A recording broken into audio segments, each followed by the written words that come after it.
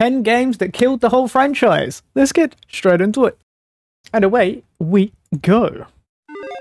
Many game franchises have multiple entries or sequels, and every so often, one of them comes along and kills off or severely damages an entire franchise. Here are 10 examples of I can't even think of one right now. This video is a little bit of a bummer. Let's get started off with number 10. God, here we go. Talk about Medal of Honor.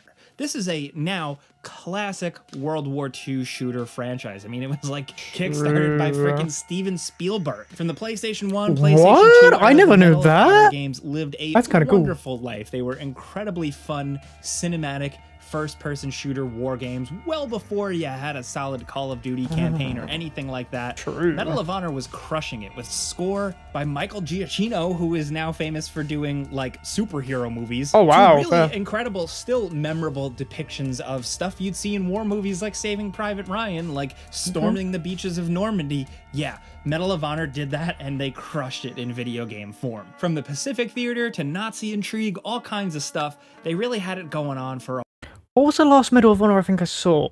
Was it Warfighter? Was that the one that killed it? The one where you could see through walls? It was an okay game. And was that the one? It seems like when Call of Duty and Battlefield really started to pop off, Medal of Honor kind of fell to the wayside. But fell around off, 2010, it's when EA really tried to revitalize things and kick Medal of Honor into the modern age, so to speak, with 2010's Medal of Honor and then 2012's Medal of Honor Warfighter. That's the one. And the problem with these games is that they were half-assed and just so yeah, they went for the modern day instead of they had their moments, World War. mind you. Medal of Honor Warfighter, which I do remember reviewing back in the day, Yo. not for Game Ranks, but somewhere, actually had some surprisingly good driving sections. But otherwise, these modern revamped Medal of Honor games were like totally all style, no substance. On the surface, they looked pretty good, but once you actually got to playing one, there were so many other games just doing this stuff better at the time, and they totally ate Medal of Honor's lunch. 2012 had Medal of Honor Warfighter come and go and quickly be forgotten, and we hadn't heard anything about Medal of Honor since. Then, I mean, to be fair, in 2010, there was Medal of Honor Above and Beyond, the Oculus VR I've never heard that. by Respawn, that's why. People, but that didn't necessarily take off. And after that, and considering a VR game in 2010, that's before its time. That's the reason why that got this was a nowhere. pretty expensive VR game to make. We don't know if the Medal of Honor franchise is ever really going to see a resurgence. I mean, nothing is ever really dead. They could bring it back and drag it out in a couple more years and maybe do it right. But for now, Medal of Honor is definitely sleeping with the fishes. Damn. Next, over at number 9, there was Ninja Gaiden 3. Oh man, do you remember this one? Leading up to it seemed like it was going to be pretty awesome. All those cool new weapons, the kind of visual style, the game's cover art, like it just seemed It looks really familiar. Cool. People were obviously really excited, specifically because the last 2 Ninja Gaiden games were great. They were incredibly challenging, really tight games. I mean, we still talk about Ninja Gaiden and I've Ninja never Gaiden played Black this all the time here if you watch Game Ranks every day. Man, the lead up to Ninja Gaiden 3 was so exciting, and then when this thing dropped in 2012, it got a lot of bad reviews. I famously remember a really crushing one from Giant Bomb where they gave it like a 2 out of 5 stars. Overall, nobody was really happy with it. I remember personally after it just felt like regular old generic video game stuff, and along with that, the game just lost a lot of its identity. It felt really hand-holdy. A lot of people had billed it as just kind of button mashy and stupid. The game had your typical QuickTime events, which were popular at the time, and just something I like QuickTime. really missing.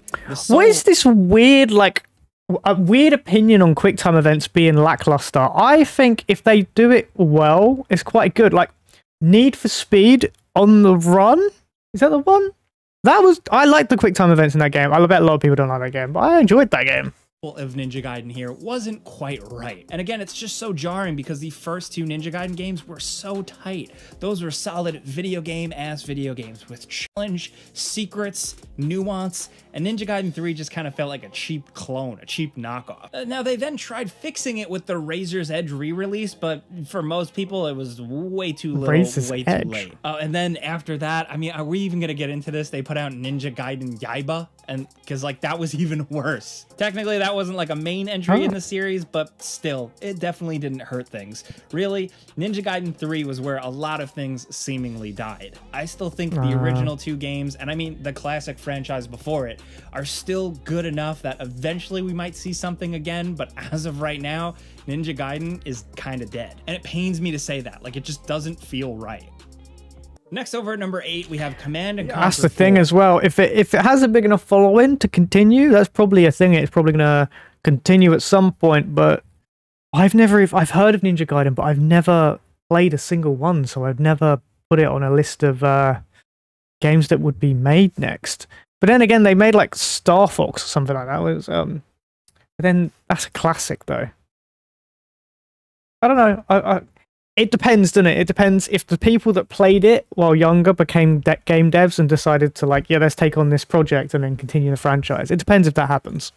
Which, if you ask certain people, they say it was kind of the last gasp of the good series. I mean, Command & Conquer as a brand still exists today. They roll it out for certain things, but Command & Conquer 4 was the last numbered entry, and it wasn't that great. They really kind of changed up the whole resource gathering thing in favor of more like managing and capturing different control points, and it just didn't feel the same, and it seems like it didn't for a lot of people. That being said, it's an okay game. If you look at reviews, you know, it's got a lot of 7s across the board. Not a total complete disaster or anything like that, but I feel like there's a lot we can dive into with just like the main Command & Conquer games, how the Red Alert games change things up. Like there's a lot of nuances here, but ultimately the bottom line is that 4 was just 4, and then to many people the RTS genre started to kind of lose steam, at least with mainstream popularity. They're still out there, people really play them and love them, but they don't quite pop off in terms of mainstream sales like they used to. And I think EA unfortunately realized that they're always the first to bail on stuff. And oh, okay. Have you noticed that most of the franchises are under EA, the ones that go under, because they absorb companies and never utilize them at all? They kind of bailed on Command & Conquer. EA have just got to stop taking Lords people. of Shadows 2. Now, this released in 2014, and it's actually technically like the last new entry in the series in almost 10 years. And that sucks because they were kind of onto something with the original. I mean, depending on who you ask. It definitely took a lot of stuff and threw it to the wayside from classic Castlevania. That's not long enough for it to not be a thing. Castlevania, I know, has like got a massive following because of there was like an anime on it as well, isn't there? Isn't it based off that? But anyway, Fable's got a remake. Like they've got a new Fable 4 coming out. Like that ain't been out since like 10, maybe 9 years. Last game was released in like 2013, which was Fable 3. So, I don't think this game is possibly not done. I have a feeling this will be another one. It was very of the time, kind of a God of War style game, but with cool vampires and the Belmonts and all that stuff you expect. But Castlevania Lord of Shadows 2 kind of took it even further with you playing unless EA's Dracula, absorbed it, with you being I didn't think the of bad that guy, and that was something that ended up being a cool twist in the first game, and then in the second game it kind of went hokey. It kind of jumped the shark a little bit. There's parts where it's in a modern world, and it just very much was more a video game of the time, a 2014 game, you know, cheesy cutscenes, over the top characters, quick time events. I personally like that stuff, but not always for Castlevania. And while it was cute for Lord of Shadows, it was not as good for the second one. It didn't review as well as the first game, and ultimately I think that, coupled with the fact that Konami was just being Konami at I think that's rare though, if the third game or the second game even beats the first game. The time, and really that's rare. Stepping away from games. That was it. Castlevania, I don't think is dead forever. I think we're going to see more of it soon. I really hope so. I really think it's time for this thing to return full speed ahead, but I guess we're just going to have to wait and see. Next, over at number 6, I agree with we have Dead Rising 4. Now, let's roll the clock back a little bit. The original Dead Rising was revolutionary. It was just so cool and creative.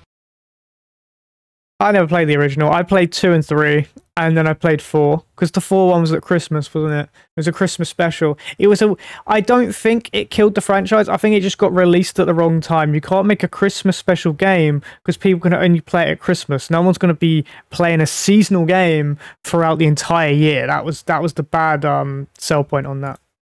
and a really good spin on an almost like George Romero style zombie game with Dead Rising 2 was better. I like Chuck. Japanese spin to it. It was creative, it was challenging, it was stress inducing, and it was also technically very impressive. For a lot of people, if you ask some of us, that first game was truly special, and the series never really quite reached the same heights since. It was all downhill. What a load of crap. The second one kind of continued the thing, added some things, and it was all right. But then by 3, the game started to lose its identity. So 2016's Dead Rising 4 was supposed to be kind of like the comeback. This is such boomer takes, dude. Sorry, Game Racks. That is such a boomer take. 2 was the best, in my opinion. It was fun. It was funny. It was entertaining. There was loads of stuff going around. Dude. You were once again playing as Frank, the beloved classic character, and it had kind of a shopping mall Christmas time spin. Like, you weren't just in a shopping mall. There was a lot more to it, but still, it seemed like it was going to have some callbacks to the first one and be a good time. Unfortunately, though, the game was not received very well at all. Now, full disclosure, I played it. I thought it was all right. I didn't think it was the best in the series, but I certainly didn't hate it by any means. But for most people, they were checked out of the series at this point. I guess completely lost faith. I think that ultimately the bottom line is that it's just a seasonal watering thing. down what Dead Rising was from game to game. And by 4, it had Dead really Rising's dried up. still I mean, it was another good. open world-ish game in a sea of them. It's oversaturated with zombies. The zombie games are oversaturated because there's so many of them out there. It's impossible to like show that you're unique when you play a zombie game. It's just the same thing over again, copy and paste. But with Dead Rising, they do a bit of comedy, do a bit of this, bit of that. But the only reason this series like ended is because they done a Christmas game. Yeah, I've already told you about. I'm not repeating myself. But no, that's not the reason they stopped. Kicking ass that year. I mean, 2016 was the year that like Hitman started to kind of roll out. The new Hitman, Doom was blowing people away. So Dead Rising just kind of came like a fart in the wind. Ultimately, it seemingly flopped for Capcom, and that's really all we've heard about Dead Rising since. That was 2016. We're pretty far out from that. I expect good old Frank West to be dragged out for something at some point, but not a new mainline game anytime soon. Next, over at number 5, we have Fear 3. Now, let's roll I've never it back played the Fear again. games. The original Fear was absolutely revolutionary. It was an incredibly tense, technically impressive first-person shooter with compelling enemies, some challenge, and also just, it was surprisingly scary. It had some really, really good scares to it. Things kind of continued with Fear 2, but at that point, the developer-publisher had really smelled the money, and Fear 3 released in 2011, and really it was a shadow of its former self. If you compare Fear 3 to the first game, it's like being on a different planet. Fear 3 just was very Why do I feel this is like another EA absorption? much of the time a very 2011-ass game. Why? Corny I'm gonna Google cutscenes, it. weird cheesy characters, dumb over-the-top moments, shoehorned co-op elements that, yeah, you can say that some of those elements were actually kind of creative, but still, it wasn't really what Fear was. And bottom line, it wasn't scary at all. I don't really know what they were thinking with this game to just go so far in a different direction, and after being like, oh, that's what people like. Yeah, I think I'm wrong. Just totally flipped the franchise on its head. Okay. It wasn't like a creative risk or anything. Warner Bros. Studios. Totally half-assed. And interestingly enough, the game actually has okay reviews. If you look at the Metacritic, I mean, like, the review scores are okay, and the user scores, the actual fan scores, are much lower. People were really burned by this one, and I don't know if we're gonna see Fear ever again. That was just like a special point in time. Man, that original Fear game is just magic. Now down to number 4, don't get me started on this one. I take this one extremely personally. It's SimCity, the 2013 game just simply titled SimCity. This guy's down bad for SimCity. Someone tell him about City Skyline. Jesus Christ, poor fella. Kind of like the harbinger of what was to come with the problems with modern games, and specifically a lot of the stuff that EA pulled. The lead up to SimCity 2013 felt big. The screenshots, the videos, everything coming out, the game looked absolutely EA's just got to stop buying people out, man. Maxis and EA were really going for it. It was seemingly going to be more dynamic, more detailed, with more zoning, way more options, just a kind of different gameplay style, a whole new engine. And like critically, at face value, some critics thought it was all right. User score 2.2? Once it actually released to mainstream audiences, the game hit a lot of problems. It was technically an absolute mess. It was buggy, it was messy, it was all over the place, and it also was one of the earlier games that were considered always online. And it was a Wait, what? I swear people love this game. They talk about it all the time. They cry that there's not a new one coming out. Pretty much be playing by yourself, but EA wanted you to be connected to the internet. And the problem was when SimCity launched, there were a bunch of network outages. So it was just kind of like a huge perfect storm disaster. There was tons of crashing. You'd be sitting around waiting for the game to load, to connect to EA servers. People were actually losing their saves, and it was just like a disastrous launch. If you think modern game release launches are bad, SimCity 2013 really kind of paved the way. This was like an early games as a service game. They wanted you online, they wanted you playing, and they wanted to keep updating the game constantly and keep you playing SimCity forever. And you know what? That's admirable, but it didn't hit. Technically, it was way too early for this type of content delivery, and ultimately other developers showed how to do it right. I mean, the City Skyline games and all their expansions are great. Oh, he does know about a great player base, a community, people that buy into these things because it's done right. SimCity 2013 wasn't. And at this point now, what happened after this one? Technically, a section of Maxis closed down in 2015, and that was cited for the reason. And SimCity now at this point is kind of just reduced to mobile game whateverness. Whateverness? I don't know. That whateverness is SimCity 2013, if you ask us. Next, over at number 3, we have Saints Row. Yeah, the 2022 reboot was a pretty rough game. We reviewed it. We put out a before you buy video, and we were not fans. It was technically an absolute mess, but also it lost so much of the humor and charm that the original games had. Say what you will about them. Some people they go the serious route like the first one. Like the early ones. Some people like the later ones. But Saints Row 3 tried to make all those people happy and ultimately made none of them happy. The game was absolutely, completely lifeless. Wait, what made it not work? And ultimately made none of the ones. But Saints Row 3 tried to make all... Again, Saints Row 3 was a good game. It's 4 that was goofy because they had superpowers. 3 was decent. Those people happy and ultimately...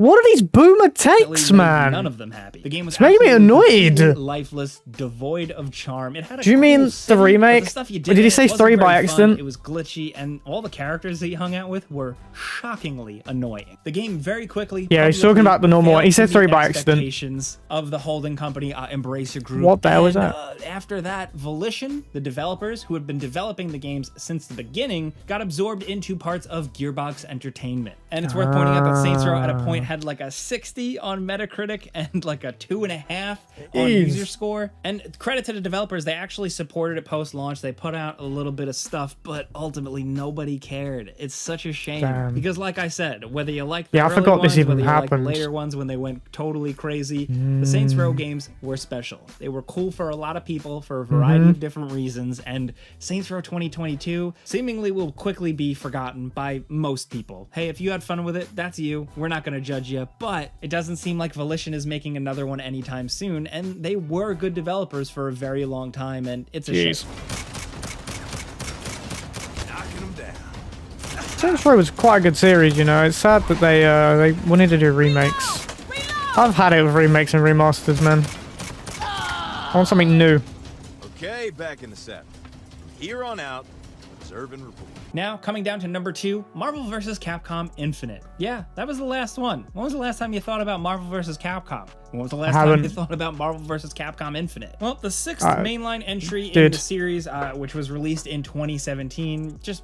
It was either this or Mortal Kombat. I went Mortal Kombat. I'm sorry. A lot of players. And or Injustice. A lot of bad PR floating around about. I mean, specifically with what we've talked about with a lot of games in this video, a lot of the core elements of Marvel vs. Capcom were diluted, watered down, stuff was taken away, and ultimately the game was considered playing it safe. Now, as someone who's not an experienced fighting game fan, I found it kind of just cool to pick up and play and punch some people, but the hardcore fighting game community, man, these games live and die by those people, and if they're not happy, that's it for the game. And that was the case with Marvel vs. Capcom Infinite. Not to mention all the other stuff that they pulled with this, like certain locked characters, microtransaction stuff. I believe a really crappy collector's edition that a lot of people felt they got ripped off. There's a lot to this one. What are they? News cycles, but ultimately the game just Infinity Stones. What are they? And went. And that's how these go. Are we going to see another Marvel vs. Capcom at any point? I don't know. It seems like Marvel is really down to clown with some cool video games again, so maybe, but it has certainly been a while. Marvel... That wasn't just Marvel, that was Sony, though. That's the reason it's on PlayStation. Capcom has been dead since Infinite.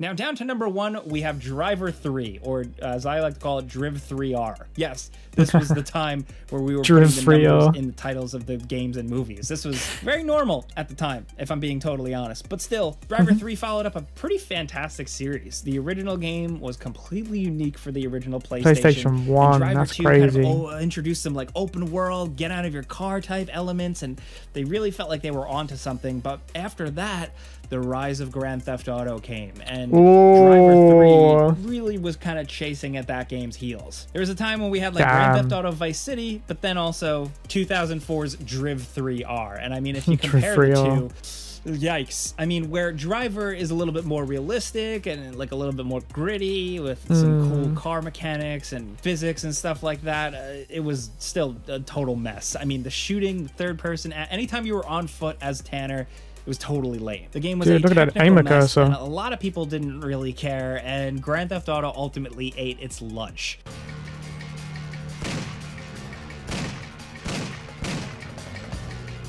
Mad. He's so quick. Oh my god, this gameplay. Oh my god, they're not aiming at the target. What is happening? Their controls that bad?